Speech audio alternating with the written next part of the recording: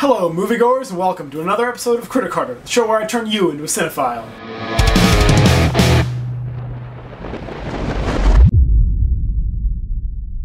It's 2 straight weeks of guest critics. This is my buddy Gabe. He goes to film school up in North Carolina. He's got an IMDb credit. I'll link below this video. So there you go. He knows. He makes the movies. Check him out. 5-10 years. Next big thing. And what did we see? We saw Dark Shadows. Dark Shadows, yes. The new film directed by Tim Burton and written by Seth Grahame-Smith. It stars Johnny Depp, Michelle Pfeiffer, Eva Green, Bella Heathcote, Helena Bonham Carter, of course, Chloe Grace Moretz, Johnny Lee Miller, and Jackie Earle Haley. Really surprised to see Johnny Depp and Helena Bonham Carter in a Tim Burton movie. No, that never happens. No, never. After unknowingly rejecting the advances of a witch, Barnabas Collins is turned into a vampire by an evil curse, trapped in a coffin for 200 years, and is unleashed unknowingly by a construction company in 1972. He quickly sets out to return his family name to its high esteem. A couple things that I really liked about this film. One, they chose a lot of very good songs for the soundtrack. Not score, because Danny Elfman did do the score like he does for so many other Tim Burton projects. But I didn't really notice it, for the most part. Yeah, no. It got really overshadowed. Is there a word for that? Like using the era appropriate music? Well, it's very, it had the soundtrack of the 70s. Right, because the film takes place, for the most part, in 1972. All the songs in the film from that point on are taken from the era. And they all seem, for the most part,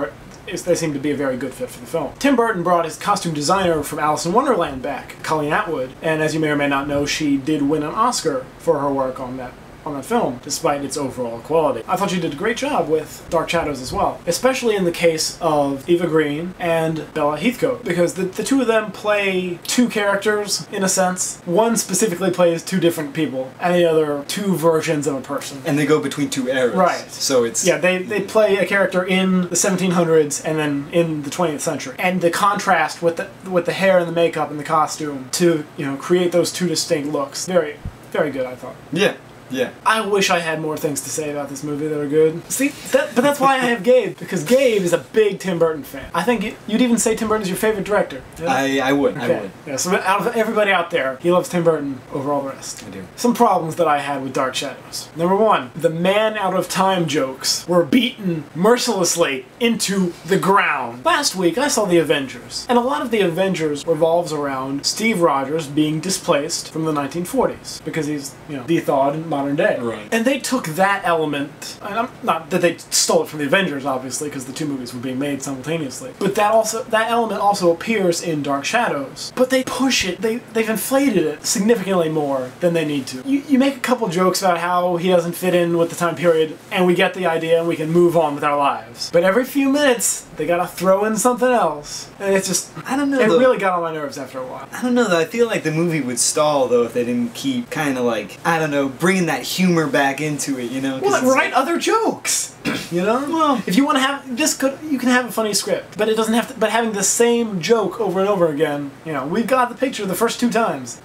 Let's move on. But I thought that was funny. I thought that was what made the comedy work, was that they kept, because he's this old time. They kept flogging the dead horse. Well, I thought they did it a little differently each time, though. So it was different jokes about the same thing, but it was different enough and varied enough that it worked. One bit that especially troubled me on this point, Alice Cooper is in the movie as himself, which I gotta say is quite a feat, considering this film takes place about 40 years ago. But he doesn't look like he's aged. Right. That's the thing. He looks preserved. I think they've done a bit, either with the CG or with the makeup and stuff. Yeah. And you never see him really up close. He's always background kind of doing. And 2 of his songs somehow got full performances in this movie. I'd say you could have just cut one out, moved on, had a little bit shorter movie. Barnabas has some trouble understanding the fact that Alice Cooper is not a woman. Right. Oh, well, yeah. The stage name throws him off completely, despite the fact that he shows up at the place Barnabas lives, and he sees the guy right in front of him for an extended period of time, and it doesn't ever get communicated. But it's funny because he thinks he's an ugly woman, though. Because he sees him in the makeup and the clothes. But after a certain period, you have to understand, okay, this is not a woman, It's like if I walk into your house, say, hey, my name's Alice, you're gonna look at me, say, no. But you don't have, all this makeup and long hair, and, the whole joke was, because this whole performance. But it wasn't a funny joke the first time, and they gave it to us 5 times over.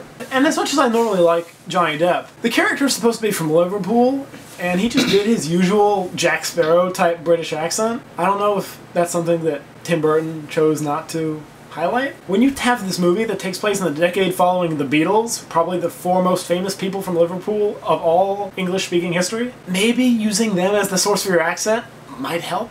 Well, this might be too where, like, people who watch the original Dark Shadows might know better, because maybe it's more like how they talked it. Like, I've never, you know, watched the original series. Yeah, so. let me say that now. Neither of us have seen the TV show that this was based on. Right. But I don't know if, like, in the show, if they talked like that, like how... So you're saying Jonathan Frid, the original guy who played Barnabas Collins, he might not have done the proper accent, and they had Johnny Depp speak like Jonathan Frid. It's very possible. I'm just saying maybe they did base it more on what they had done before. I don't know. There's a lot of ways this movie went wrong. Let's just say that. Yeah, and there's just, the script is not a strong thing. There's a lot of actions that go on, and I didn't really understand why people were doing some of the things that they were doing. I'd really like to go more in depth about it, but a lot of it's very spoilery. There's especially this twist that happens in the third act that kind of upsets the logic of the whole film for me.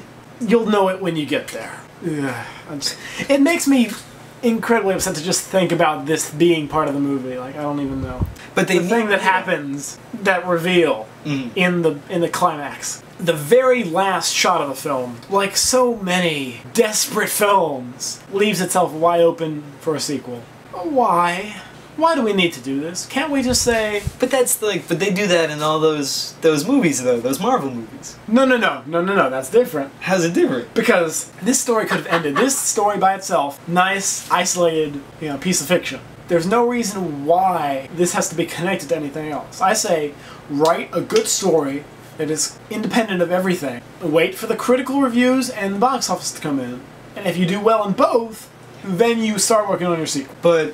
they played it like they're hoping that you're so like you're into the story that by the end when you see that it's gonna like make people want to see what's gonna happen next. Like they're anticipating now the sequel because of that ending. But now because of the underperformance that this film had in the box office, there's not going to be a sequel. So now that moment exists and nothing comes of it. So now it's a disappointment.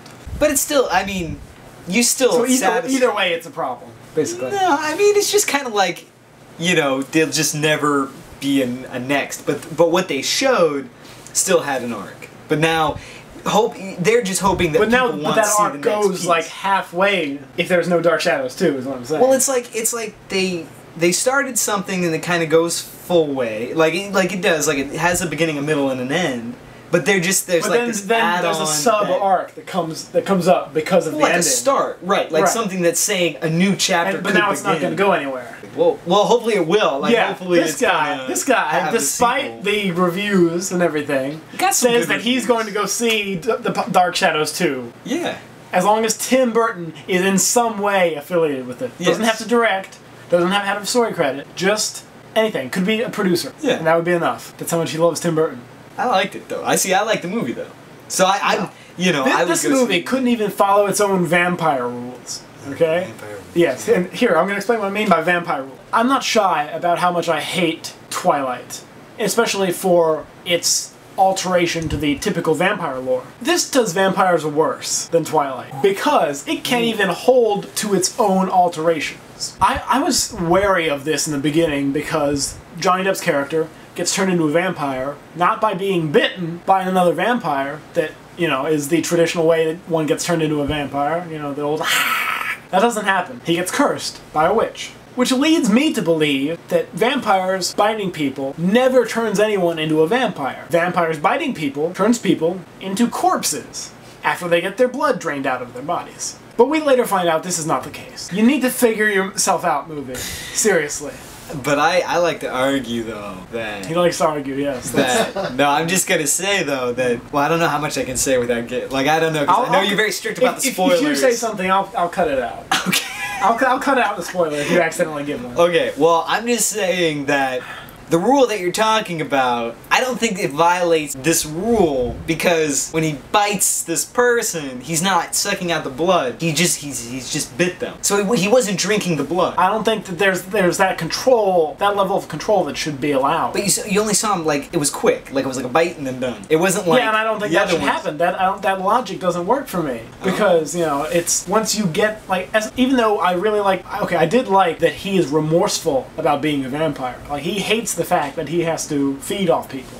Right. You know, which you don't see very often. But there's never a moment, up until this certain moment, that he doesn't drain the life out of a person. It's never bite, I'm done. It's bite, you're done. Exactly, but he doesn't do that. But I don't think you should have that option. If you're a vampire, you're overcome by your bloodthirst, you know? So once you get that taste, once your fangs are in their neck, it's over for them. But you can't control yourself. But it's like, you know, well, see, now I can't say anything else. This isn't operating properly anymore, because the instinct takes over. At the end of the day, I'm going to give this a 1.5 out of 5.